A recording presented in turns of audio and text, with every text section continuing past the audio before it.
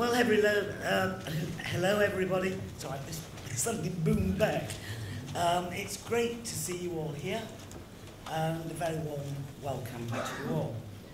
As some of you may know, about 18 months ago, we signed an agreement with the University of Cape Town so that they became our 5th partner. And we are very, very selective with our partners. Only 5. We've got Sciences Po, Colombia, Singapore, and Peking. But we were very pleased to have this African partnership, and we're working hard to build on that now. How do we see it? Well, as an opportunity for staff and for students to actually collaborate over a wide range of things. There have been some research discussions only today. We also signed an agreement today so that we could have a PhD student exchange with those students having a small bursary to work in each other's places.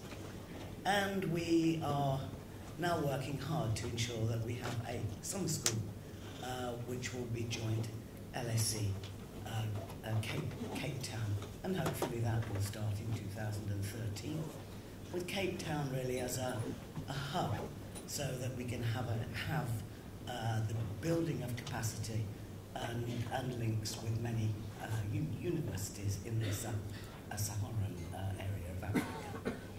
So with that background, you can see that I'm very, very pleased to be able to welcome Max Price, who's the Vice-Chancellor of the University of Cape Town.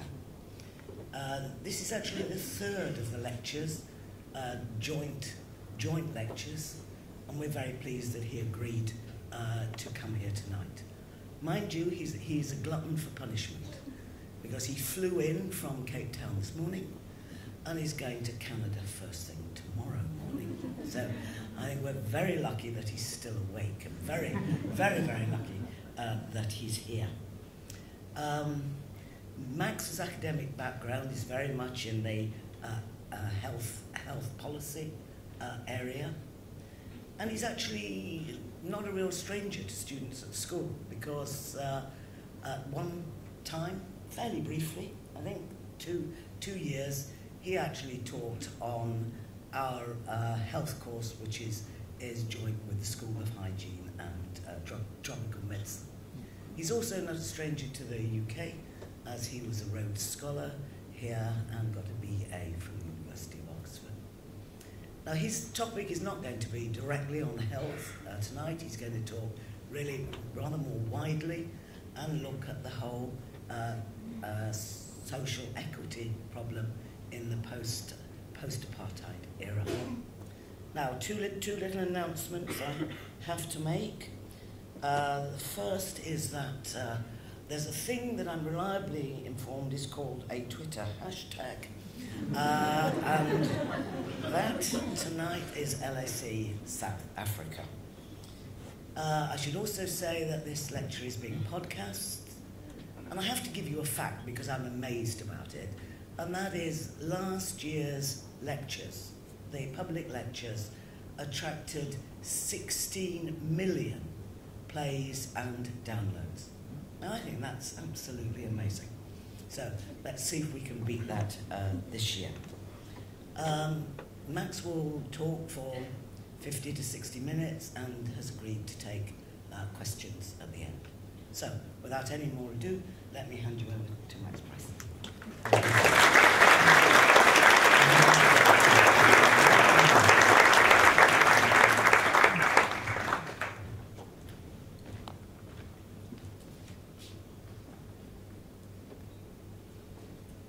Thank you very much. It's a great pleasure to be here.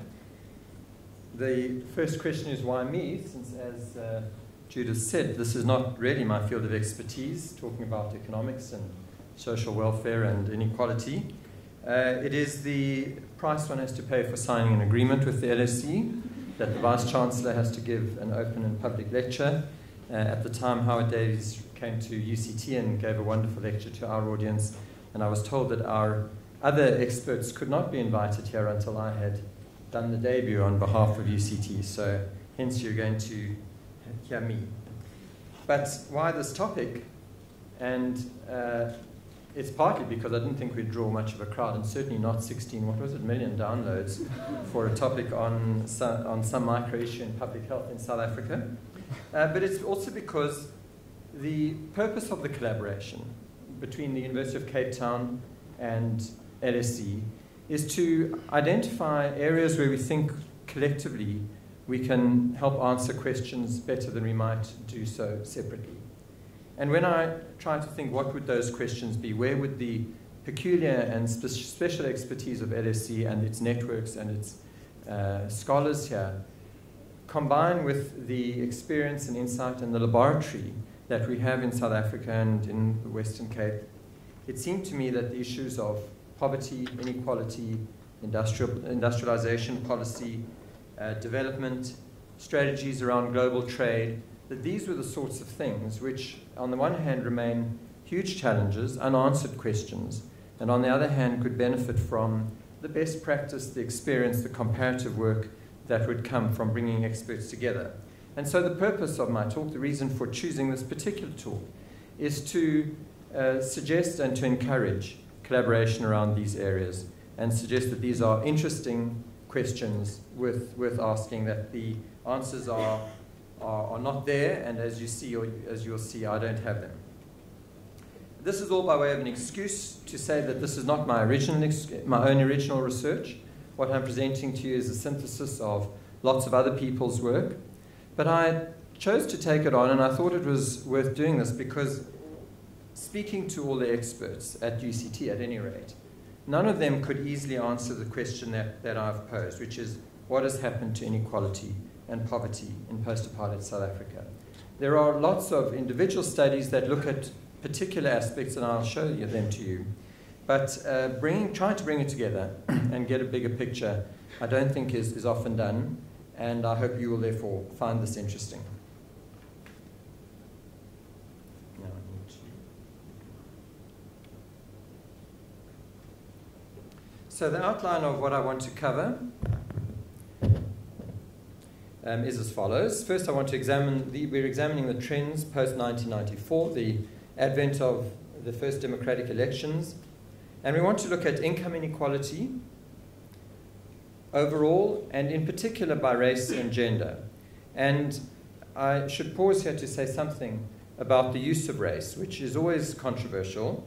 I normally put it in inverted commas, but I'm not going to do that throughout the lecture and throughout the presentation. But I do want to highlight the fact that we recognize race as a social construct, not as something biological or real in a biological sense, that South Africa is attempting to move towards a non-racial society, and it's often controversial when one uses race and categorizes people by race at all.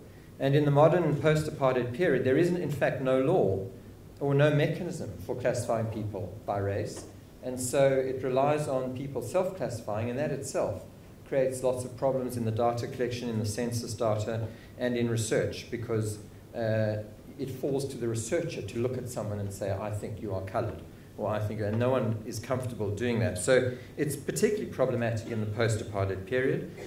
I've also had to use categories, but the categories I'm using are the apartheid categories because it seems to me that is what is relevant. The inequalities that persist today are the inequalities that derive from the particular way that apartheid classified the population. And the categories that we use are white, Indian, colored, and African, where African does not mean anyone who's an inhabitant of Africa, and whites certainly think of themselves as Africans as well, but I'm using it here to refer to the black African South Africans who were classified that way. So we're looking at income inequality, we're looking at poverty, which of course is different and may be different from inequality overall and by race and gender. We're looking at then to understand that a bit better, the composition of income, and in particular the impact of the social grants, which has probably been the most significant government intervention to address these problems. However, beyond social grants, which can be measured through income inequality and poverty, are the trends in social spending and welfare, which are usually not captured in discussions of poverty and inequality. And that's where I think bringing it together says something new. And that we're going to look at by looking at the impact of this social spending on asset distribution and the impact on health and education. And finally, to wrap up with some somewhat speculative explanations for the trends and some also speculative options.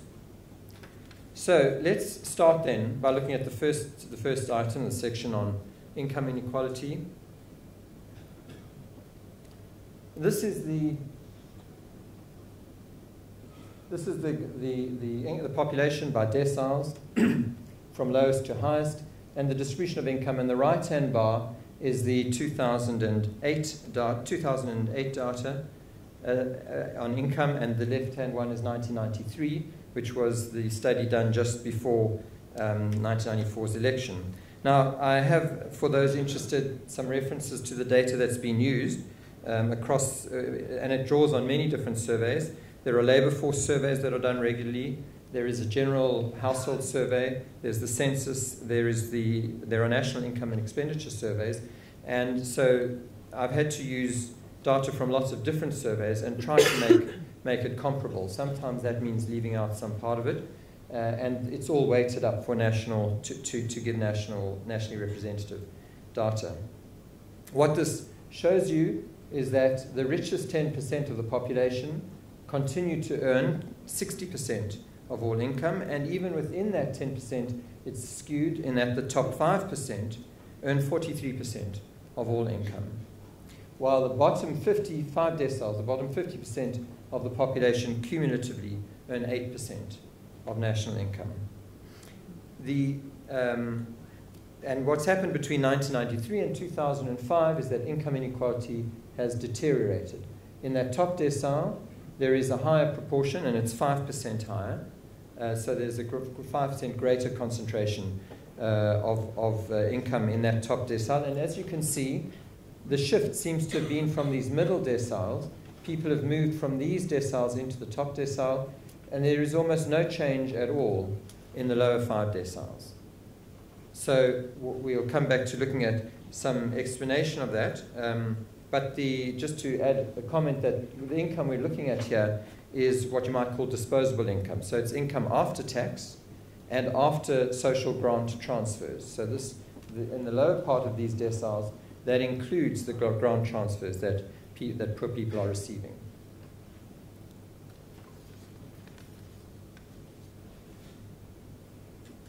Summarizing the income distribution into Gini coefficients, if you look at the bottom row first, I wonder do we want to drop these lights at all? Can you see clearly? You can see, or you want the lights off? You can see. You can see. In the bottom line, which is overall Gini coefficients, excuse me, has deteriorated, as you would expect from the other graph, from 0.66 in 1993 to 0.68 to 0.7. Of course, in a Gini coefficient, as you get closer to 1, you move to maximum inequality. 0 is perfectly equal.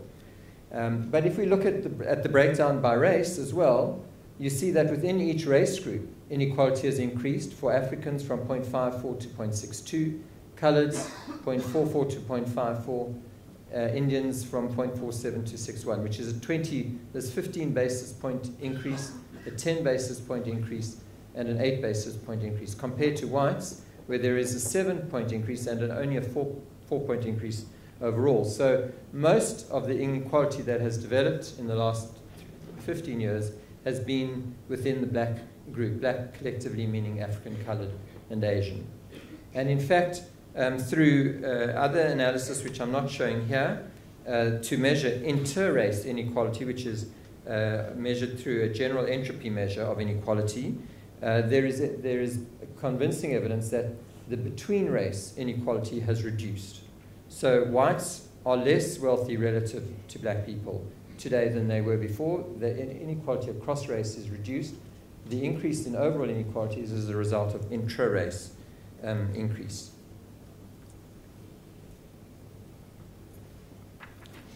Looking at gender, the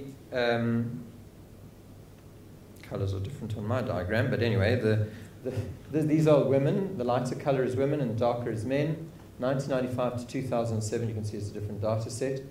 And men in both cases remain in the majority in the workforce, but a not insignificant increase in women's employment and women's participation from 39% to 43%. And in fact, of all new jobs created between 1995 and 2007, 56% were filled by women. So that's a very high proportion when you think about it, that they start off with only 39% of the workforce being women, for 56% of all new jobs to be taken by women. However, unemployment amongst women has increased. And what's been happening alongside this increase is, of course, a general increase by women in the workforce, and therefore more women seeking work, as well as more women finding employment. If we look at the actual earnings of women relative to men, over the last 17 years, there's been a significant improvement in one sense. It would appear that, taking crudely what all women earn per month divided by the number of women, the gap was 36%. In other words, women were earning 64% before of what men were earning, and it drops to 73%, or so. Their percent improves, so they now earn 73%, and the gap has dropped from 36 to 28%. So at face value, it would seem that women's income has improved, and it has in the workforce. But when you adjust the income, and you have to adjust it for the fact that women occupy different kinds of jobs, they work in different sectors, they work for different numbers of hours, that is not taken into account in the total income. But once you adjust it, it turns out that the hourly wage difference, say, for women has remained absolutely constant at 29%. So women's earning is 29% less than men's. It was in 1995, and it is in 2007. So participation has improved, employment has improved, total earnings by women has increased, but not the hourly rate. So putting this together in analysis of who is earning what in the top decile, and if you recall that first graph, you would recall that almost all inequality and changes in inequality has happened in that top decile of the distribution. And in the top decile, comparing 1995 to 2007, the first dramatic finding is that white men have dropped from occupying 57% of that top decile to nearly half, 30%. So that's very significant. Why that? Secondly, that the percentage of women in the top earnings decile increased from 20%. Women, this is the pie. These slices here collectively are women in the labour market, and over there, that collection of pies, of slices. So women have increased in the top decile from 20% in 1995 to 33% in 2007. And that increase is almost entirely accounted for by black women, because white women were 12% before and 13% now. So all of this increase is black women in the top decile. And then looking at black workers, black people in general, men and women, in the top decile, increased from 31% to 57%. So what that means is that more than half, 57% of people in the top decile are black today, compared to under a third 15 years ago. So that is a dramatic change, and that is, as I said, reinforcing the earlier point, the evidence that intra-race inequality has increased dramatically, with many black people moving into those top deciles, not many, but enough to make a difference. Inter-race inequality has reduced, with a far smaller proportion of the top decile being made up by whites than was the case before.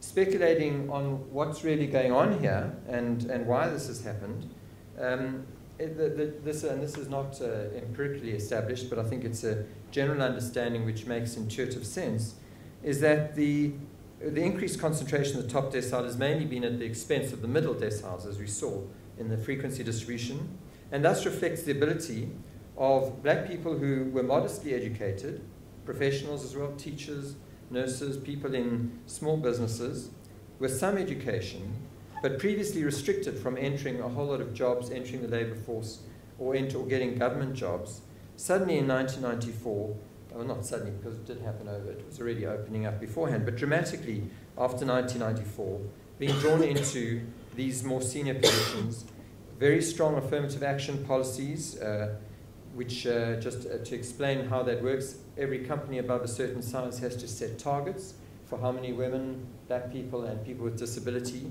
they would employ over the next 3 years. Those targets are approved by the Department of Labor. Companies have to submit annual reports.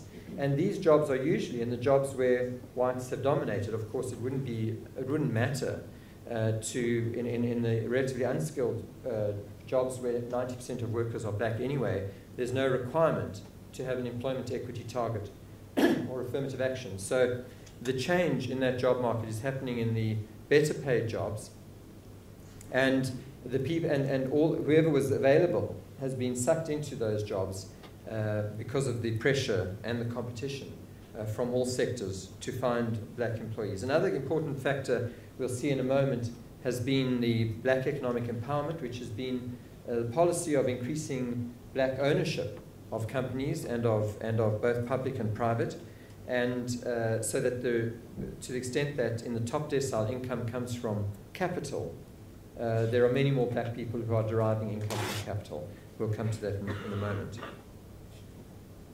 So in the lowest deciles, on the other hand, these are largely rural and poor urban, informal settlement, poorly educated people who have been unable to take advantage of the post-apartheid dividend to get the jobs. They were always in those jobs. If those jobs haven't increased, and they haven't significantly, then there was no greater opportunity for employment or income increase. It's the middle and upper income jobs that have resulted in this change in intra-racial, within race inequality. So just to summarize the story on income inequality, against the background of real GDP growth over the 15-year period of 3.5% per annum, which is 68% overall, income inequality increased and is now one of the highest, South Africa has one of the highest Gini coefficients in the world, and you would have seen that. The increase is mainly intraracial. Interracial inequality was reduced, considerable fall in the share of whites amongst top earners, and gender inequality has been reduced with more women in employment, although also more unemployed. Average earnings of women increased relative to men. Percent of women in the top decile increased from 20 to 33%. But what has then happened to poverty? Because as you know, it's quite possible for inequality to improve or to deteriorate with a paradoxical impact on poverty. Poverty, it's always controversial to define and to work out how to measure poverty, but what these studies have done is to use the Foster-Greer-Thorbecke poverty guidelines and indices. A study by Huchenveen and Osler in 2006 determined a poverty line in South Africa, and that has been, for these studies, inflated to the relevant dates. And the poverty line was based on a basic needs costing approach. And the line being used here is 515 Rand per month, which works out to be about $4 a day with purchasing power parity, just to give you some benchmark against the often quoted $1 or $2 a day that's used in international literature. So P0 is the proportion of the population that falls below that poverty line. It's a head count, or it's based on the head count. And in 1993, 56% of the population were below the poverty line, and in 2008, 54%. So indeed, while inequality has increased, poverty measured by P0, the head count, has reduced, although very slightly, only very slightly, 2%. P1 is the mean poverty gap. What P1 is a measure of is the depth of poverty. in a way. And P1 can take a value between 0 and P0. So if everyone who was below the poverty line was very poor, let's say earned nothing, then the value of P1 would be 0.56. It would be the same as P0. It would treat all those below the poverty line as being completely poor. If, however, all those below the poverty line were only just slightly below the poverty line, then P1 would approximate to 0, and it would be at 0 at the P1. So the depth, this figure, as it increases, is a measure of deepening poverty, and its maximum value would be P0. So what this tells us is that while there has been just a very marginal reduction in the number of people who are poor, there's a much more substantial reduction, down to 0.28 compared to the 0.54 there, 0.28 of people measuring the depth of poverty. And the transfers or the interventions have had some significant impact on the depth of poverty.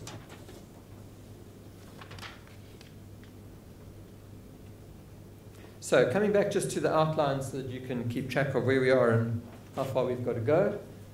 We've talked about income inequality by race and gender. We've talked a little bit about poverty to show the actual figures. And now to make some sense of it, we need to look at what's happening within that income and how is it composed. This is a graph, of course, it's 100%, it's a proportional representation, proportional distribution by income decile, poorest decile, richest decile, of what people's income is made up of. And in 1993, people in the poorest decile had about 30% of their income from remuneration, a very significant share coming from remittances, nearly 50%. Remittances was usually from people who were migrant workers. They were working in the towns or in the mines and the factories, and they send money back to their households, so that's where their income comes from. And a relatively small proportion in these deciles from government, which would have been transfers, and at that time would mostly have been old age pension, state pension as it's called, and was already in place in 1994. Although not widely, not many people accessed it, particularly not the poorest group. And look at the difference of what happens when we go to 2008. The government grants, which is this black section there, dramatically increased, very much pro-poor, so that as a proportion, this contributes now the majority of people's income, all the way up to about the 5th decile, and continues up to high deciles as well. Labor, income from labor, remuneration from work, has a fairly linear increase, as you would expect with income. The higher the decile, the more you earn, the higher the proportion that's going to be coming from your earnings. And it's really only the top decile where capital becomes a significant contributor to income. That's earnings from rental, from shares, from ownership of companies.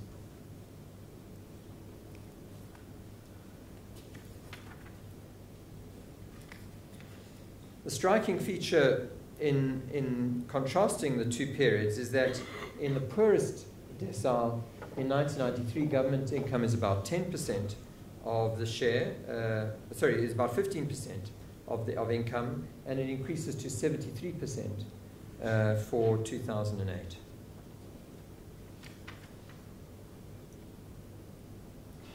This is the same composition of household income, but the difference here is that it's absolute, not all at 100%.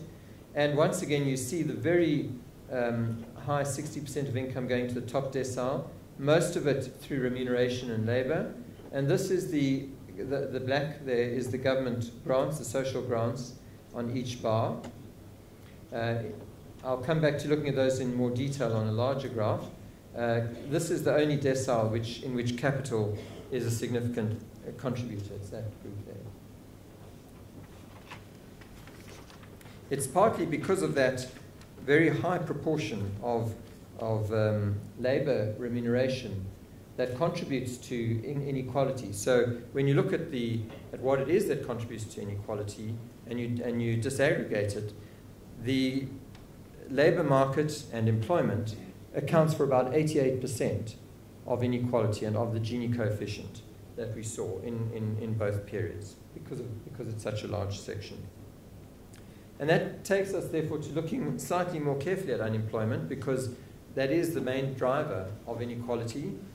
And the increasing inequality is largely due to the relative access to jobs and the increase in salaries for scarce skills. I mentioned the explanation of why black people have moved into that top decile.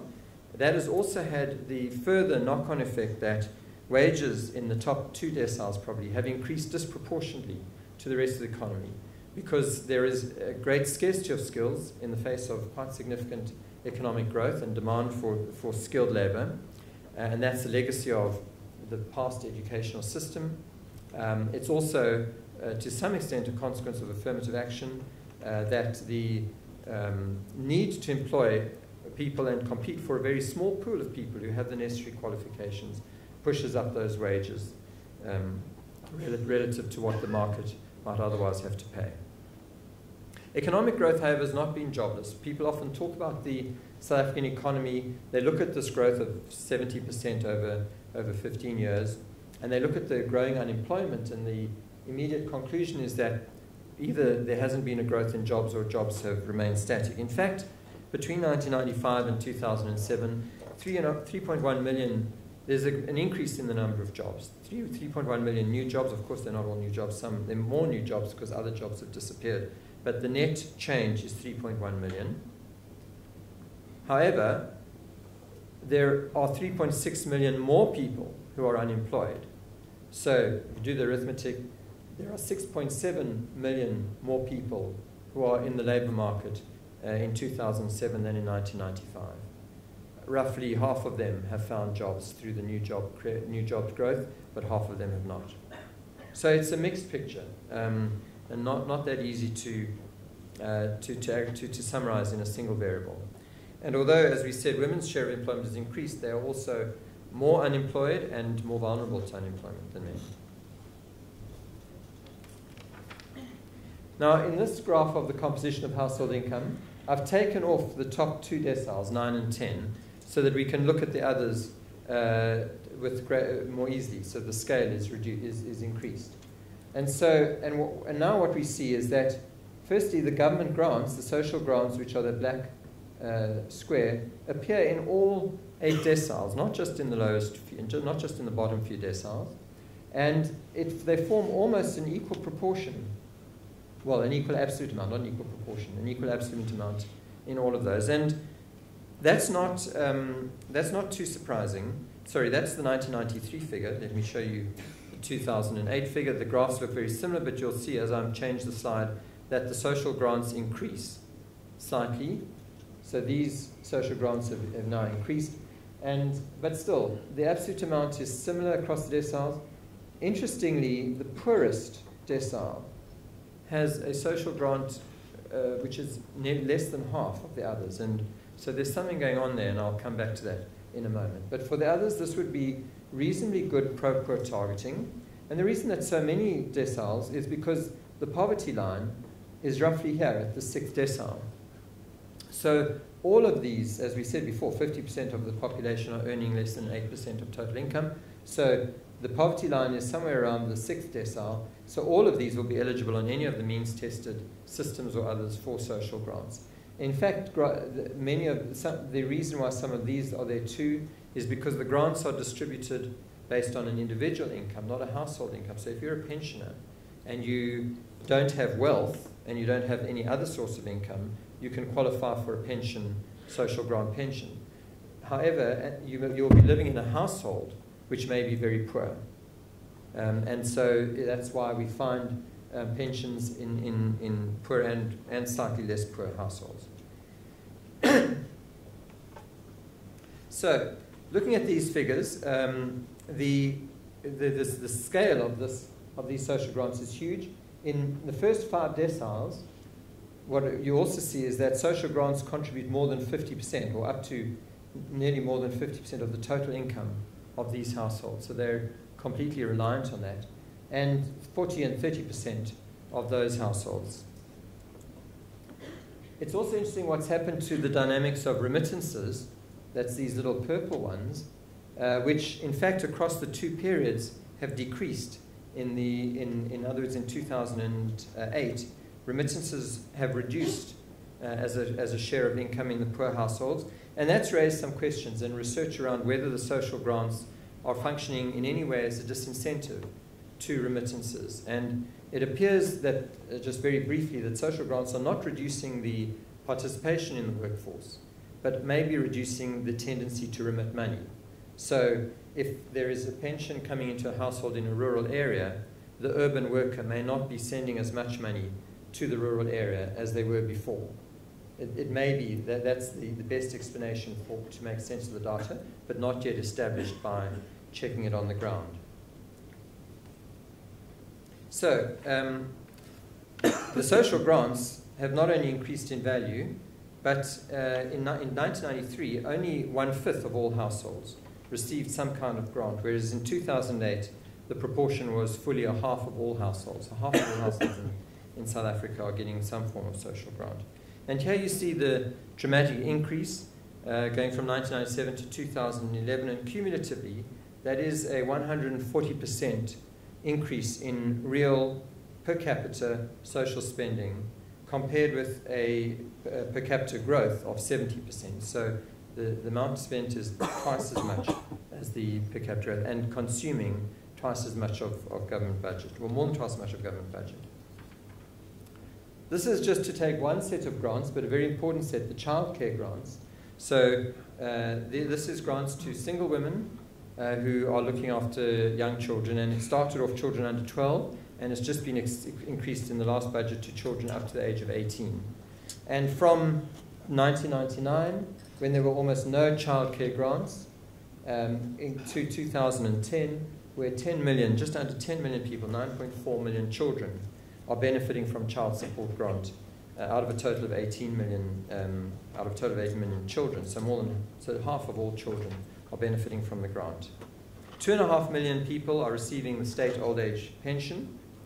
1.3 million are receiving disability grants, and 570,000, 500,000 are receiving foster care grants. That's partly a response to the AIDS pandemic and children being taken into other families. But the foster care grant is the only one that is not means tested. All the others are means tested. If we look at the value of these grants, just to highlight what may be a paradox again, you'll see the value here of, say, the pension grant and the disability grant in 2010 is double the value of the poverty line that we identified. And so you might say, why, if so many people are getting old age pension grants, has this not lifted them above the poverty line? And the reason is that usually these are people in households with 4 or 5 people, there may be 1 or 2 pensions, but 4 or 5 or more people in the household, others not earning anything. And so the per capita household income, which is the way that the household is classified in the deciles, remains below the poverty line. In the case of the child care support grant, it's 250 Rand per child, up to a maximum of 6 children in a household, but again, below the poverty line. So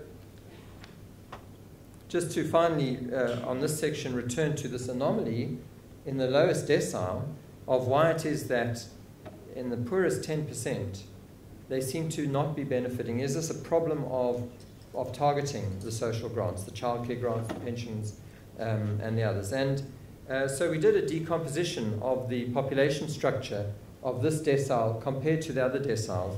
And very interestingly, it turns out to be a different structure altogether. These are all fairly typical households, typical in the South African sense. This decile tends to be men, generally younger men who are out of school and middle age, very poorly educated, usually not living in households or living in very small households. And so the average household size here is much smaller than in these. And so in fact it's precisely the targeting of the social grants that results in this group being between a rock and a hard place, not eligible for the grants because they're not women with children, they're not old age pensioners, and on the other hand they can't get jobs because of their levels of education. So if there is to be a discussion on how the grants should now be modified, this must enter into the discussion. And I think we'll come right at the end to the idea of a wage subsidy, which may start helping address that group. So summarizing, one of the questions that is often asked is, with all of these grants, we know that it hasn't reduced inequality. Inequality has increased, and poverty has had some impact. But what is the effect of the grant on inequality if we just take that? Because when we looked at the period from 1993 to 2011 and we compared inequality, that measure of inequality, or that outcome of income distribution, is the result of many factors, as we said, particularly changes in the labour market. So if we try to take out the changes in the labour market, what has been the impact of the grants? So the lower Lorenz curve is a curve of market income. In other words, it's the income you earn before tax and without receiving any grants, any transfers. The reddish line, brown line, is the disposable income. So that is the income you have after tax and with any grants that you might be receiving. And so this is a sort of hypothetical exercise. This is an exercise where you say, if you were to wake up tomorrow and your grants were removed and you didn't have to pay taxes, what would your income be and what would the distribution be? That's what we're looking at here. Of course, in the real world, you adjust, you change your savings behavior, you change your work-seeking behavior. So it's not to say what would happen, but it's trying to give a point estimate of the impact of the grants. And clearly, the grants are reducing inequality and reducing the Gini coefficient. But now I'm going to make a claim here which is not entirely possible to deduce from the Lorenz curves, but you see that there's almost no change between the curves in the top deciles. Now, this is the only group of people that pay taxes, the 8th decile up. And so what this is saying to us is that tax is not being used to reduce the income of the very rich. So the change in income distribution that results from introducing taxes and grants is happening because the grants are being targeted at the poor, not because the income of the rich is being substantially reduced through taxes. And in fact, this is, of course, comparing it to the 1993 period, the tax regime has remained very constant, very stable, and many would say has become more favorable to private taxpayers as opposed to companies, perhaps, over this period.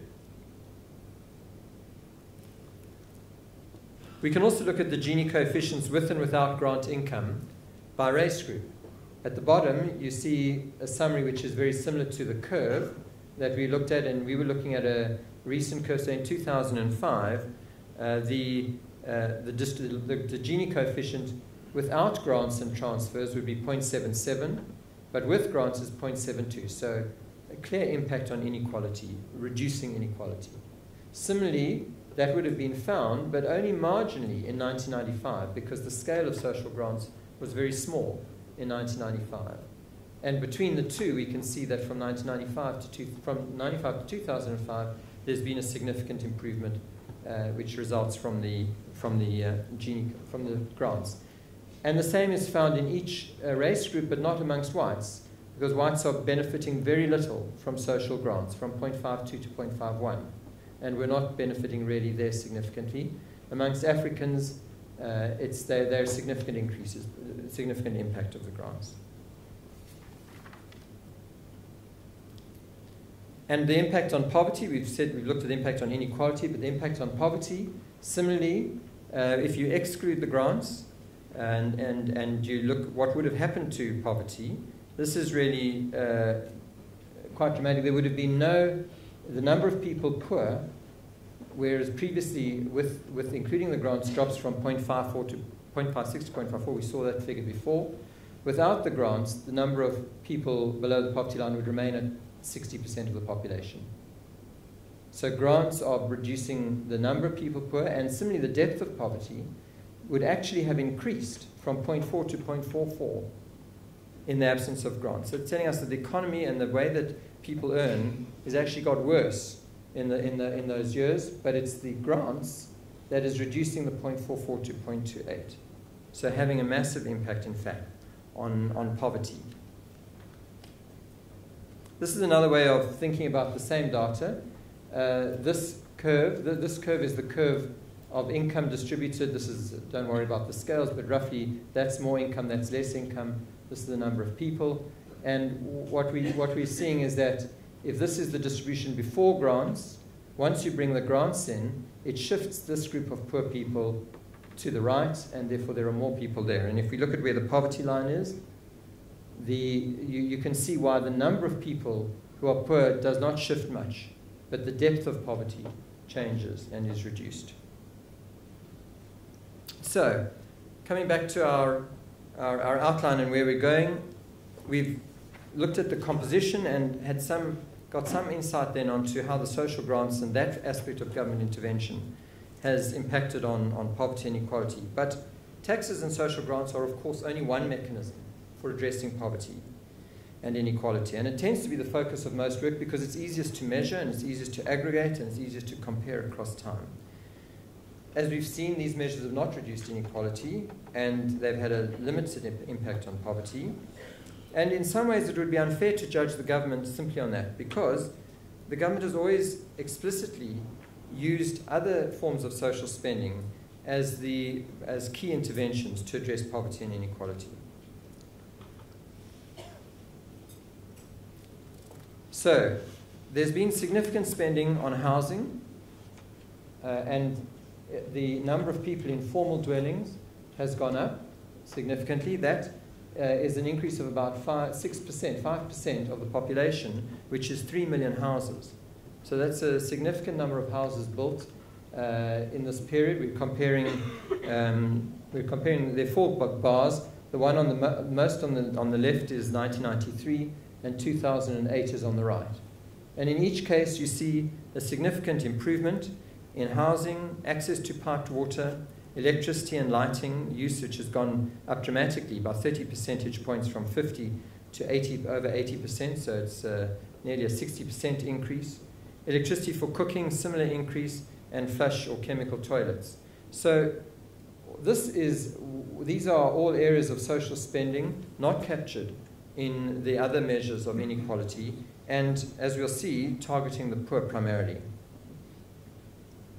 An extra 15% of the population had access to piped water, 3 million houses, as I said, although there are debates about the quality of the houses, but that's a separate issue.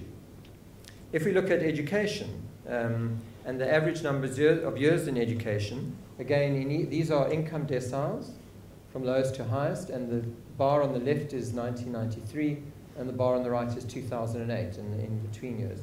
And in each decile, there has been an increase in the average numbers of years of schooling, and one shouldn't expect a big change in these, because remember, this is of the whole adult population. So most of the people being measured here were already too old in 1994 to extend the number of years of education. So the number of years of education is diluted by the population distribution. It's only the youngest who would have benefited significantly by the investment in schooling. Nevertheless, you do see that a significant increase, and the average has increased from 7.4 years in 1993 to 8.9 years in 2008. Early on, after 1994, legislation was passed to make schooling compulsory for children between 7 and 15, and the General Household Survey of 2009 shows this enrollment curve. In other words, nearly 100% enrollment for children of those ages, and then tapering off, of course, in the higher secondary school years. And this is government. These are most schools, the vast majority of schools, 98% or something, are public schools. They're funded by government, although they may charge fees, and depending on the income profile of the local community, and the government subsidy varies according to the fees charged. But if the fees are, but their schools can apply and sometimes are required not to charge any fees because they're in poor areas, and then they get the maximum government subsidy. So this is a reflection of investment of social spending. Spending on health is harder to look at the impact because of AIDS. AIDS has distorted everything. But I want to show you 2 pictures here. The lower curve is infant mortality rates from 1985. There's 1994. 1994 is almost the trough, the lowest point of infant and child mortality rate, the top curve. And then the AIDS epidemic increases mortality in both groups. At about this peak, we start seeing significant numbers of NGOs like Médecins Sans Frontières and some provinces implementing antiretroviral treatment and mother-to-child transmission treatment. And in 2004, the government policy actually changed to roll out ART, and you have a very significant impact on mortality coming down there. So that today, infant and child mortality are in fact lower than they've ever been before. And that's something worth praising and reminding ourselves about. It's not only the ARV programs, of course, there's been expansion of clinics, hospitals, access to health services, and very importantly, a child nutrition scheme, which is run through all the schools, all the low-income schools, and appears to have had a significant impact on nutrition status. The next graph is just to highlight, to make the point even more strongly, these are the prevalence rates, in other words, the HIV serum positive rates in different provinces, and the dotted line is South Africa as a whole, the average for South Africa. And here you see, unlike the mortality rates, which started dipping before 2004 and coming down, here there seems to be an almost constant growth, although there's a slight plateauing in some. And you might say, what's going on here? Is this ineffective spending? In fact, this is a measure of how effective the spending is, because this represents the largest antiretroviral program in the world. It is because these children are on treatment that they're alive. And because they're alive, they're in the population to be surveyed. So as your treatment program becomes effective and rolls out, you have more and more people who are HIV positive in the population. If there was no drop in mortality rates, then that would be a sign simply of rising incidence rates without treatment. But in fact, the two slides together are confirmation of massive spending in the health sector. Not all of it, a lot of it not effective, a lot of problems in the health sector. But just in terms of the question we're asking today, how has social spending been pro-poor? How has it impacted on the society? These are interventions that are as significant as the social grants. Now, the effectiveness of social spending is much harder to measure in the sense of whether it's pro-poor or not. And it's often done through these concentration curves. Concentration curve is a little bit like the Lorentz curve of the Gini coefficient. Let me explain it briefly. This is the cumulative population, but here the cumulative population is arranged by increasing income deciles. So this is the poorest 10% and the richest group, from poorest to richest. If this is the 45-degree line, and if we were to distribute grants so that each decile of the population received 10%, then the accumulation of grants would be on that horizontal. So a neutral grant distribution welfare system or grant distribution system would have the lowest decile earning the same share as the upper decile. If the lowest decile earns a greater proportion of the grant income than higher deciles, then this curve will rise above the line, and it will only reach 100% there. If the lowest decile was earning less than its fair share, let's call it that, or its fair, then you would have a curve that looks like this.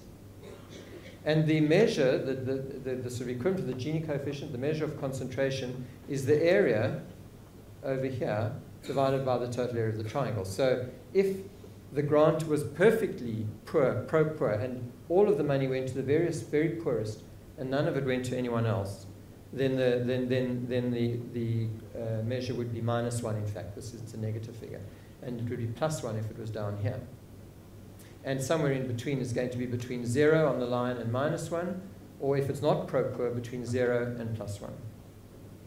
So with that background on the concentration curves, here are the figures for different categories of spending. School education, negative, so in other words, favors the poor, and in fact increasingly negative, so increasingly pro-poor, and we've given it a tick.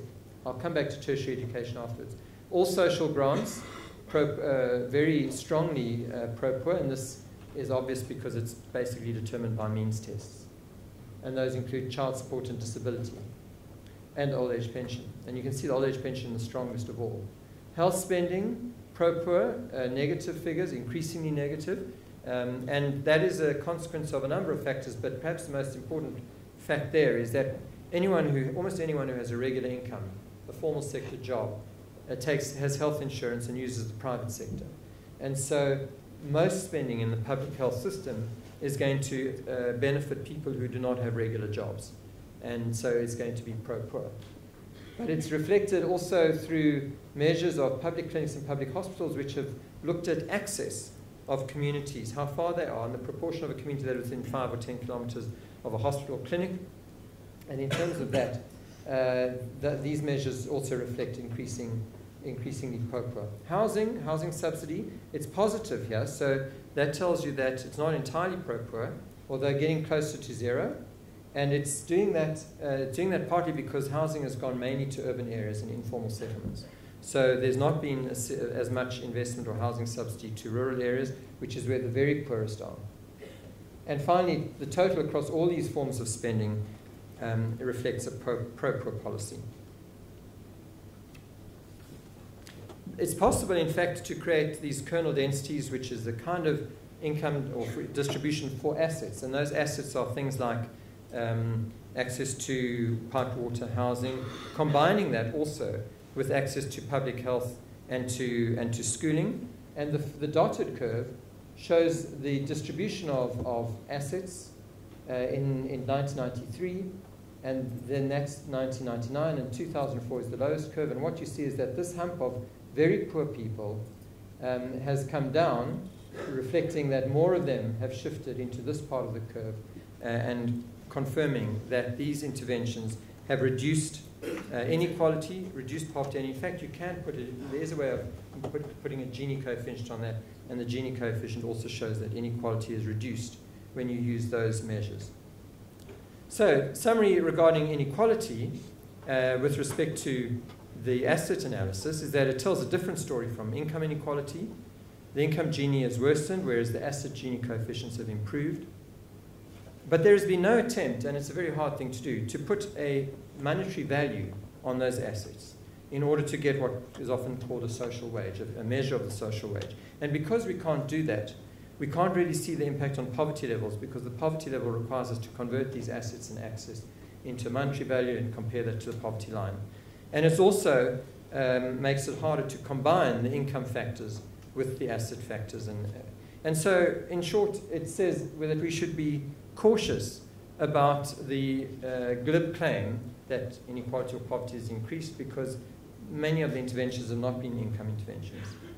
But there's still a question, which is why, with decreasing asset inequality, such as better education, housing, you don't have to walk for an hour to get firewood, you don't have to walk to collect water, all of those things in orthodox economics should result in increased productivity, increased ability to participate in the labor force. So why has it not been translated into reduced income inequality? And that, I think, is the research question we need to unpack, which can't be done just by looking at the stats. And one of the key reasons is that, or the question is, why are the returns to these improvements so low? And the key reason, I think, is the structure of the economy, which actually does not have place for people who are not well enough educated. And until you get to a certain level of education, you can't really take advantage of it. So, coming back to where we are as we work our way through to the final few slides, what are some of the explanations for these trends? Clearly, there are many factors. And I'm going to, and there isn't time and not appropriate here to weight them or comment on their credibility, legitimacy, but these are what people are arguing. After 1994, the government took a very, one might call it a liberal or open economy approach, signed the World Trade Organization agreement, committed within 7 years to drop tariff barriers, to drop quotas, to remove subsidies, and the economy, after years of protection, has been faced with global competition, and major sectors of the economy have suffered or, and in some cases, collapsed. So the restructuring of the industry has been slow, and most of that restructuring would require restructuring to jobs that are more part of the knowledge economy, service industries, higher skilled, and the country just doesn't have people with the necessary education to do that. Strong labour movement. The unions, of course, form part of the government. COSATU is one of the three in the tripartite alliance that forms the government. This is particularly relevant when there are public sector strikes, where the government is trying to manage a strike with one arm tied behind its back, because the union is a partner there.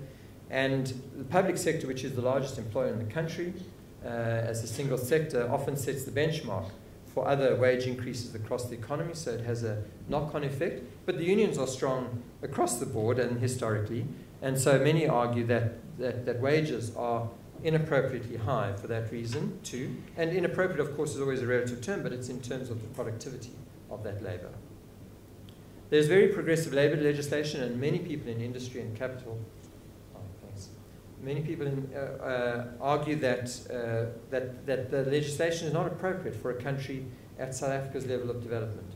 They argue that it's very difficult to hire and fire. It takes a year or two to manage someone out of a job through lots of appeal processes and labour courts and conciliation and mediation processes. And that the result of that is not necessarily better practice, but the result of that is that industry and capital has shifted to much more capital-intensive modes and is reducing its reliance on labour in response to this, and in an economy which needs to be more labour-intensive. Strong affirmative action policy, I've already talked about that, I won't repeat that. Corruption in public and private sectors is often blamed, that the amount of money being spent is not getting to where it should and is leading to the employment of inefficient and low productive providers. But the reasons, in my view, those are all factors. They're factors in every economy as well, perhaps aggravated in South Africa.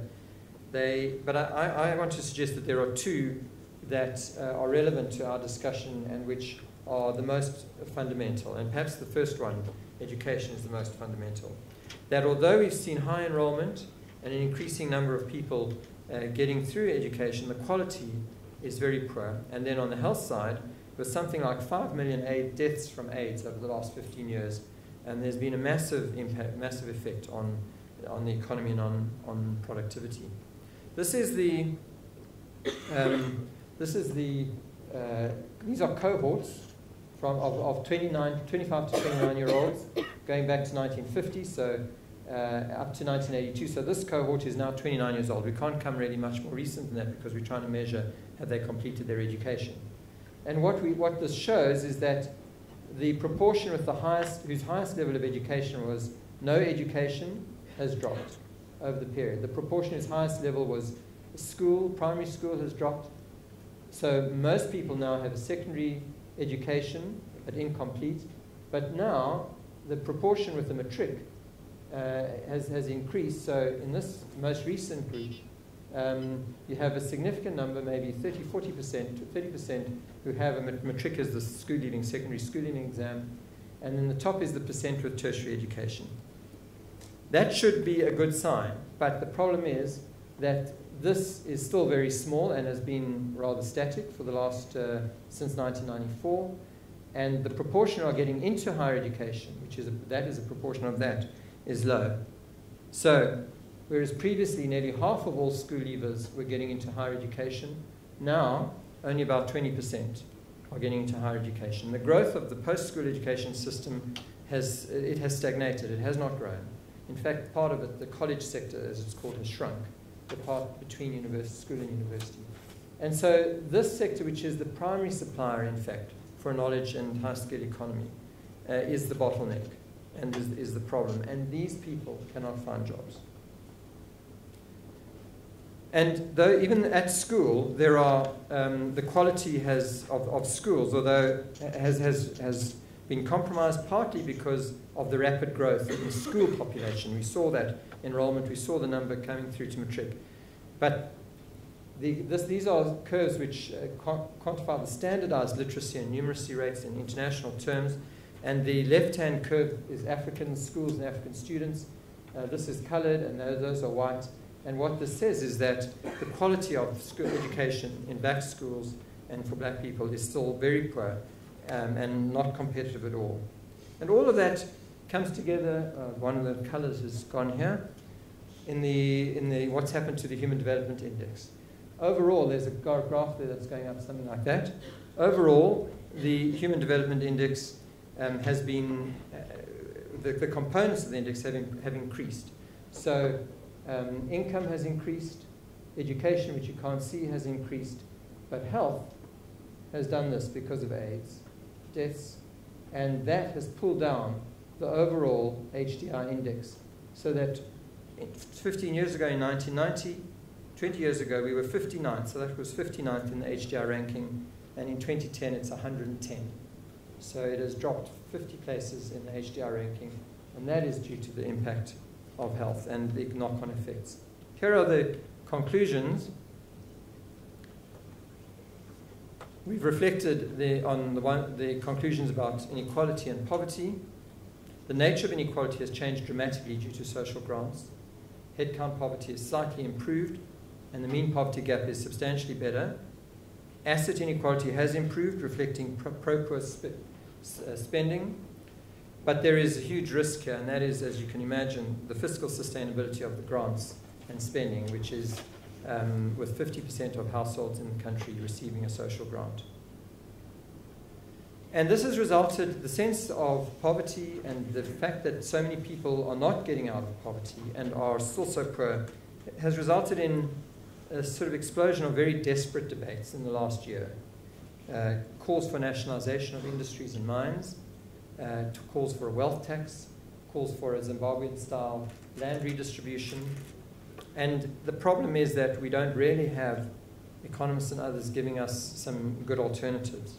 But in my view, and in the view of some of my colleagues, the key problems are health, fixing education, especially schooling, building the post-school system.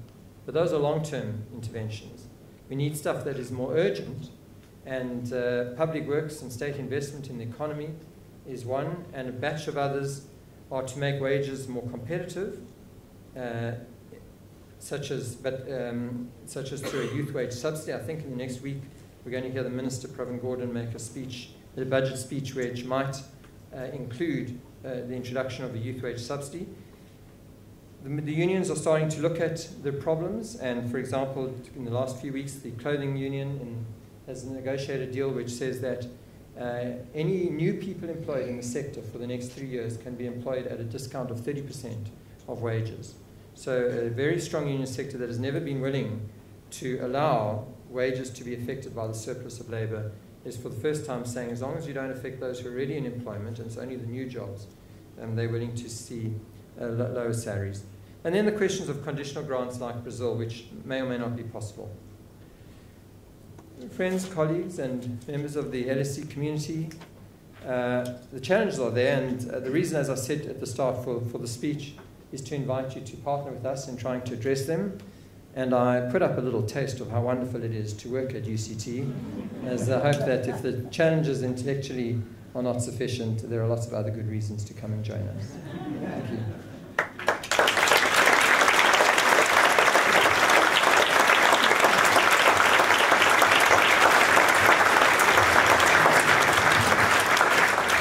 Well, thanks a lot, Max. That was a sort of fascinating insight, and with a vast amount of material there. And I'm sure there are lots of questions. Now, what I propose to do is to take, say, 3 questions from the lower tier, then 3 from the top tier, and we'll see how the time goes. So, who has questions for Max? Hopefully none. Well, I'll have to go to... Oh, no, they've got them done.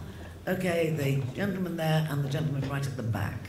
You had the pie chart showing the change in the top decile in terms of the pie charts you shared with the change in the top decile by race and gender categorization. How does that map versus population change? And does that population change support or undermine that trend? Do you mean total population? There's no change in effect. The proportion of the population that is white is slightly smaller than it was in 1993, but by less than 1%. And the gender proportions are also almost the same. There's a slight reduction in the proportion of women as a result of AIDS deaths, which is higher amongst women. But there's been almost no change. Okay. Well, I should say, wait for the mic. There are roving mics. And if you would say who you are, where you're from, that would be helpful. There's somebody at the back. Okay. Okay. Hi, Ace Majija, originally from UCT, but I now work in the UK. I think mine is around the number of matriculants that have made it in the past, like in terms of the increased number of matriculants, but then also the contrasting number of enrollments into university, what are the identified reasons why there's been a low intake at varsity, but also with the intake that you've had, what has been the output in terms of percentage? We can use it as an example, given the number of first years that you have, what is the output in terms of percentage-wise? Because I can't imagine that you had less enrollments because of employment opportunities with matric, because we know that even university graduates struggle with being employed. So why would they then not be employed? Why can't they be enrolled? Shall I take the question now? So there's a lot to say about the education sector, which would take us probably too long. But the first thing that happened, the first thing to point out is that the graph I had up is proportions. So although the proportion in tertiary education looks the same, the number increases, just to clarify that.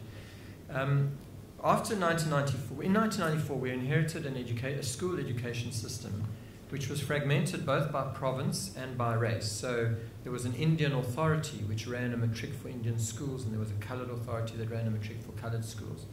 And the standards of those matrics and of their teaching was very different. The first thing the government did was to combine them all into a single state authority. And that state authority chose as its standard, roughly, the standard of the white schools, which was a reasonable and acceptable standard. The result was that the pass rates from matric plummeted. They nearly halved. So after 1994, up to 2000, we saw nearly half as many people finishing school with the matric. So they were at school, but they didn't finish it. They didn't pass the final exam. And the result was that the intake to universities dropped over that period because there weren't enough matriculants to fill the universities. After 2000, the numbers have picked up and they're increasing steadily. It's arguable about whether they've picked up because the numbers are there and the teaching is there, or whether the standard of the exam has dropped. And we think that there's a lot of problems with the standardization of the exam. So much so that universities, and UCT in particular, has introduced a selection test, our own entrance exam, which students have to pass because we don't trust enough. Now that's overstating it. We use a combination, but the way that the matric standardization fluctuates from year to year, we never know what it's really going to tell us for sure. So that's part of the story. That numbers did drop. They are coming up again. At the same time, the investment in universities has increased, but not by that much. So universities, the per capita spend on students is lower than it was before, but the total is higher because there's more students. Student numbers have increased by about 30% at university across the sector, from about 500,000 to 800,000 students at university. But a bizarre formula that drives funding rewards universities for how many students they have. And the result is that universities that were either poorly managed or needed to generate more money were taking in students that, in my view, should not have been at university. They were these very weak matriculants. And so, although there are now 800,000, it's arguable about whether there should be that many. And certainly it shouldn't expand, that sector shouldn't expand too rapidly because they'll be taking in students who will probably never make it. Of the universities that take in students at that level, only 16% ever get a degree. Okay? At UCT, the completion rate is 74%, but amongst the very poorest students, those who are on financial aid, it's also only 50%. So even at UCT, which we believe is able to select from amongst the very best applicants in the country, those who come from very poor backgrounds, disadvantaged schooling, with all of the support, extra years of study, bridging programs, writing skills, all the things that you do to improve academic success, at the moment only 50% get a degree.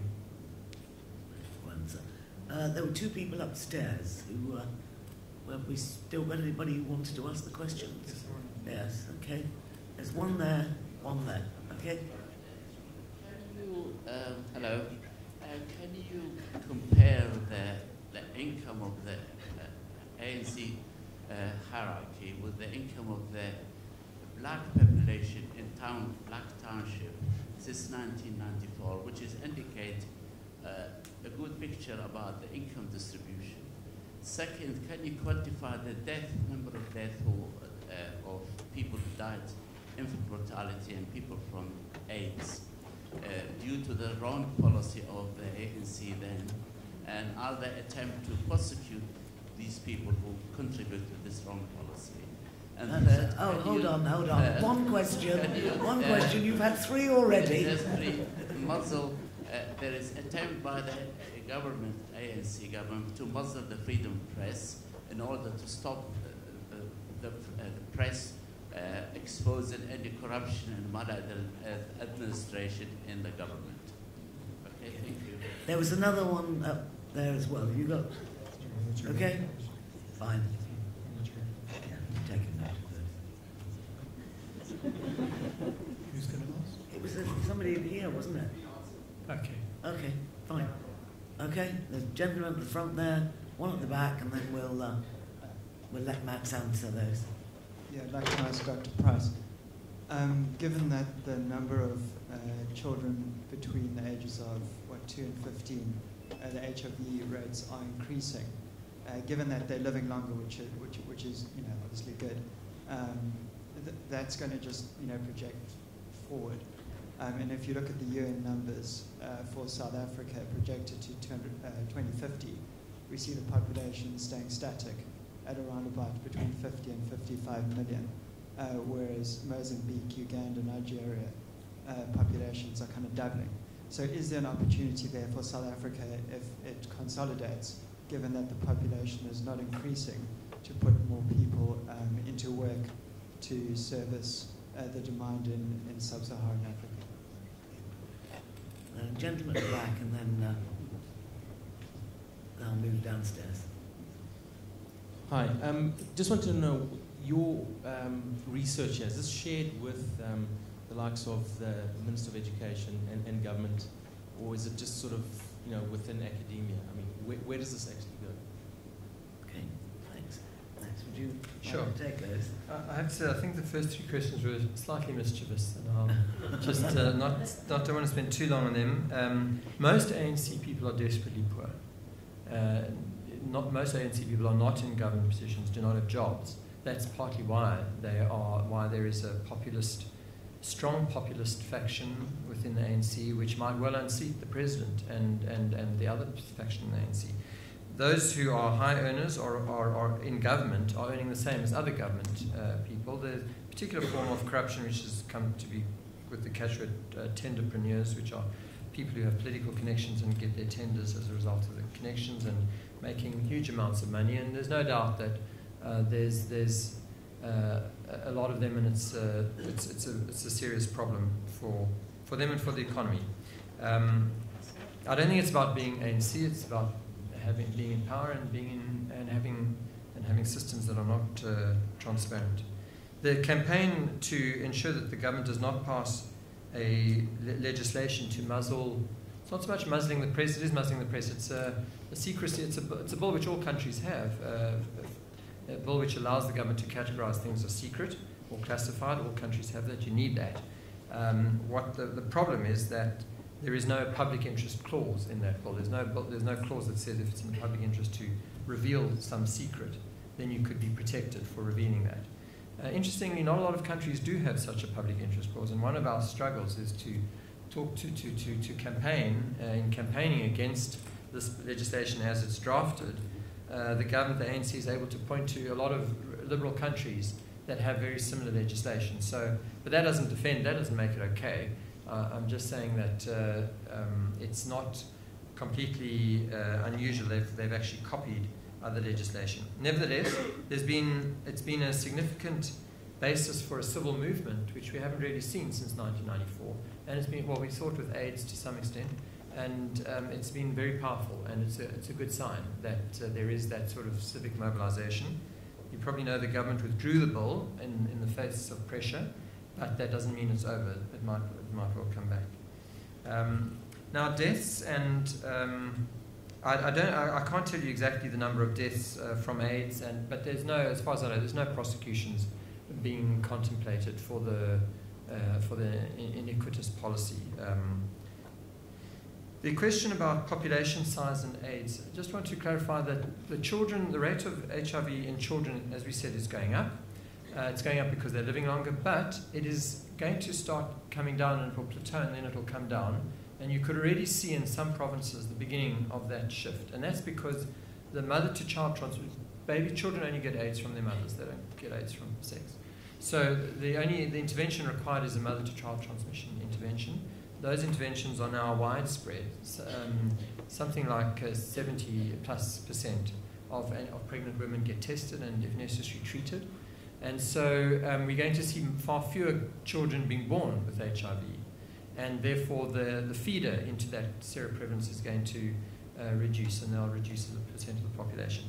So we're just still seeing it at a certain point in the curve. The population size of South Africa is expected to plateau, as you described, primarily for the same reasons that they do everywhere. It's not because of AIDS. AIDS is actually does not have a major impact on the population's overall size. It has an impact of 1 or 2% over a while, but it's because of urbanization, it's because of greater education, women's participation in the labor force, all the reasons, all the proximate determinants of fertility which you find elsewhere, and lower child mortality rates. So, and no doubt it will happen in Mozambique and in other countries too. It's just going to take longer before it gets there. Whether South Africa can assist anywhere else, or whether it will need to draw on that labour, really all depends on the skilled labour. And at the moment, there is a massive amount of immigration, most of it illegal, into South Africa from workers in the rest of the continent. They're being pushed by awful conditions in Somalia and in the DRC and in Zimbabwe, but they are finding jobs, and they're taking jobs in South Africa because for a variety of reasons, but very often because they have a better education. In spite of the traumas in their own countries, they come to South Africa with better education than South African black people. And I really worry, while we're talking about it, that in the next couple of weeks there might be another xenophobic outbreak in the country, because it's just under the surface and there have been isolated incidents and it can just explode. And it's mostly about a perception in poor communities where there's massive unemployment that foreigners are taking their jobs. And there's some truth in that. And then I can't actually read the note I wrote. What is the last question? Sorry. What is it? The last question, gentlemen. Oh yes, do we share the results? Yeah. No, look, it's all public. That doesn't mean anyone reads it. We actually we do quite a lot of effort. I mean, I make sure that people from UCT go along to the parliamentary portfolio committees. We write op-ed pieces, but the most direct form of influence recently has been the establishment of something called the National Planning Commission under Trevor Manuel, who was the previous Minister of Finance. And we have 3 members of our staff on that planning commission. It's a 15-member commission. And we had a seminar with Trevor Manuel just 2 or 3 weeks ago. We presented all the stuff. He's not, of course, the Minister of Education, so specifically the education material we do also feed into those channels. So yes, I think that most of it is being shared and trying to influence policy. Well, thank you very much. I'm sorry, we've now run out of time, and I must take Max off and feed him before he embarks on the trip to Canada. Thank you, Max, for your lecture and for answering the questions, and I hope you will thank him in the usual way.